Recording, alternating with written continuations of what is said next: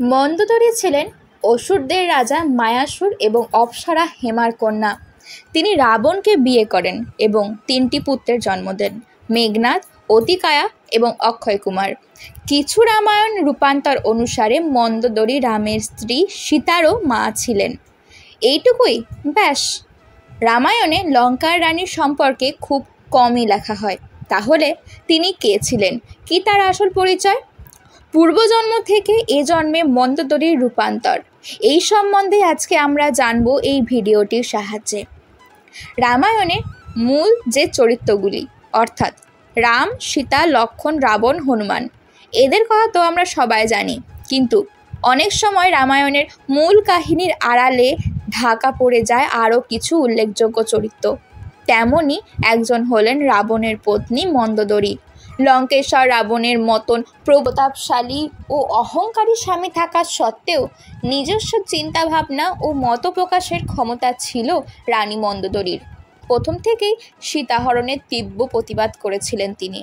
লঙ্কার রানী সম্পর্কে খুবই কম জানা যায়।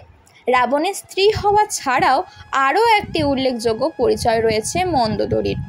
একটি কাহিনী অনুসারে তিনি ছিলেন স্বর্গের অপ্সরা মথুরা। মহাদেবের প্রতি তিনি ছিলেন ভীষণভাবে অনুরক্ত। একদিন পার্বতীর অনুপস্থিতিকে কৈলাস পর্বতে তিনি গিয়ে মহাদেবকে প্রসন্ন করার চেষ্টা করেন। সেই সময়ে পার্বতী ফিরে এসে দেখেন যে মথুরার অঙ্গে মহাদেবের শরীরের ভস্য লেগে। প্রচণ্ড রেগে পার্বতী মথুরাকে অভিশাপ দেয় যে তাকে ব্যাঙ হয়ে 12 বছর একটি কূপের অন্ধকারে কাটাতে হবে।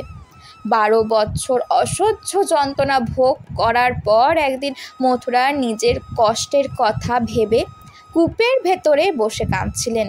সেই সময় কাছেই কন্যা সন্তান প্রার্থনা করেন। মহাদেবের তপস্যা করছিলেন রাক্ষস রাজা মায়াসুর ও তার স্ত্রী। মথুরার কান্না শুনে কূপের কাছে গিয়ে সেখান থেকে তাকে উদ্ধার করেন মায়াসুর। মথুরার সব কথা শোনার পর তাকে নিজের কন্যা হিসেবে বরণ করে রাজপ্রাসাদে নিয়ে আসেন মায়াসুর। নতুন জন্মে তার নাম হয় মন্দোদরী। এরপর একদিন মায়াসুরের সঙ্গে সাক্ষাৎ করতে এসে মন্দোদরীর দর্শন পান লঙ্কার রাজা রাবণ। মন্দোদরীকে দেখে মুগ্ধ হয়ে রাবণ মায়াসুরের কাছে তার কন্যাকে বিবাহ করার প্রস্তাব রাখেন। মায়াসুর সেই প্রস্তাব ফিরিয়ে দিলে মন্দোদরীকে বলপূর্বক অপহরণ করেন তিনি। 2 রাজ্যের যুদ্ধের মতন পরিস্থিতি তৈরি হলে মন্দোদরী দেখেন যে রাবণের বিরুদ্ধে যুদ্ধ করে তার বাবা কখনোই জিততে পারবেন না। তাই যুদ্ধ থামাতে রাবণকে পতি হিসেবে মেনে নেওয়ার সিদ্ধান্ত নেন তিনি। একটি প্রচলিত কাহিনী অনুসারে আবার জানা যায় যে রাবণকে বধ করার পর শোকাতুরা মন্দোদরীকে রাম আশীর্বাদ করেন এই বলে যে তাকে কখনো বৈধব্য জ্বালা সহ্য করতে হবে না। মন্দোদরীর সিঁথির সিঁদুর কখনো মুছতে হবে না বলে বরদান প্রদান করেন রাম। সেই কারণে রামের আশীর্বাদের রাবণের চিতা কখনো নেভে না বলে প্রচলিত বিশ্বাস। রাধে রাধে।